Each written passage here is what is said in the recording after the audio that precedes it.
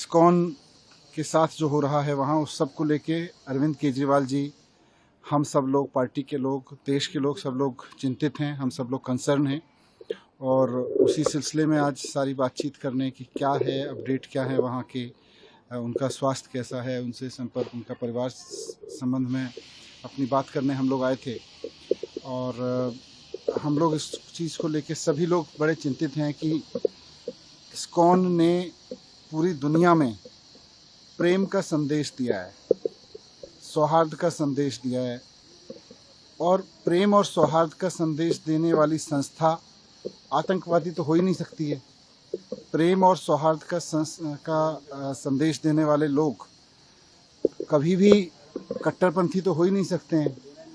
किसी देश के साथ तो कुछ गड़बड़ कर ही नहीं सकते हैं। ये तो मानवता का संदेश है।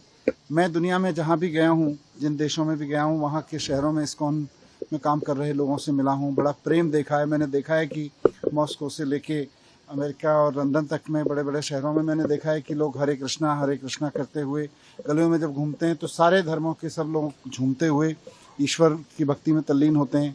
तो वैसा माहौल, मानवता का ऐसा संदेश कराने वाले लोगों को कोई आतंकवादी कहे, उनको कट्टरपंथी कहे, ये तो दुनिया भर में स्वीकार नहीं होना चाहिए। भारत में तो हम लोग इसको कैसे स्वीकार कर सकते हैं।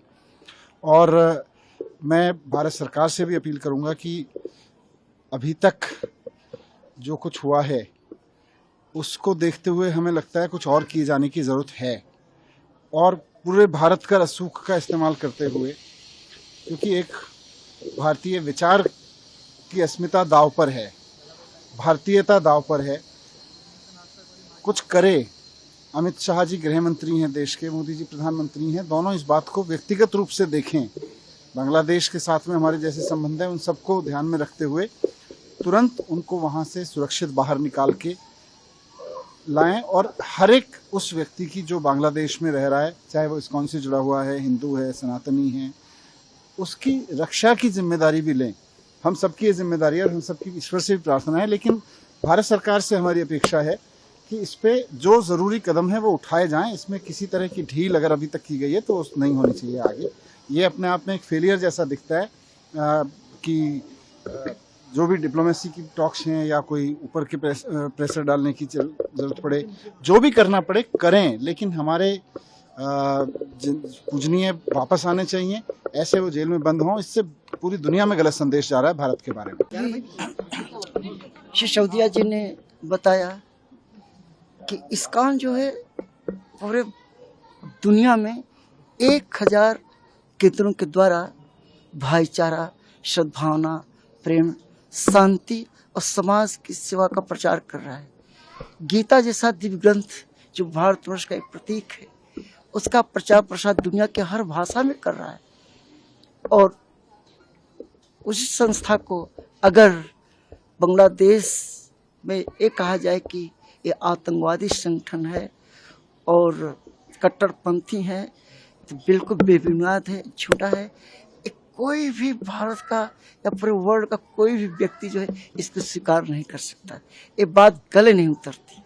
और जब भी कभी विपत्ति होता है, क्योंकि हमारे इस्कॉन के फाउंडाचार्य श्री प्रभुपाद जी, उनकी इच्छा थी कि वहाँ जितने भी केंद्र हैं 5 से 10 किलोमीटर तक कोई भूखा नहीं रहना चाहिए। इस्कॉन फूड फॉर लाइफ के तहत भोजन कराता है।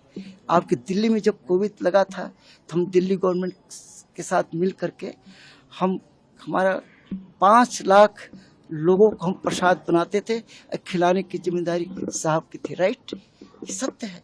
ऐसे बांग्लादेश हम लोग ये काम कर रहे थे। बांग्लादेश में जिन भक्तों ने भंडारा किया, प्रसाद खिलाया, उन्हीं को मार डाला। सोचने वाला है कितना दुखद बात है। तो इसलिए ये बहुत ही दर्दनाक स्थिति है। तो भारत सरकार से भी मेरा आग्रह है कि जल्दी से जल्दी संज्ञान लें। और बांग्लादेश का जो वर्तमान अंतरिम सरकार है, उससे हम यही आशा करते हैं कि जिन लोगों ने ऐसा कार्य किया है उनको पकड़ें और दंड दें। और साथ साथ जो हमारे जितने हिंदू भाई हैं, जो मूल निवासी वहाँ के, आप पता है वहाँ के मूल निवासी हैं सारे हिंदू, वहीं के दादा परदादा उनके जम लिए। हमारे इस्कॉन के भक्त 50 साल से वहाँ प्रचार प्रसार कर रहे हैं। उनकी सुरक्षा चाक चौबंद करें। यही हमारी आग्रह है दोनों सरकार से, भारत सरकार से भी और बांग्लादेश की सरकार से।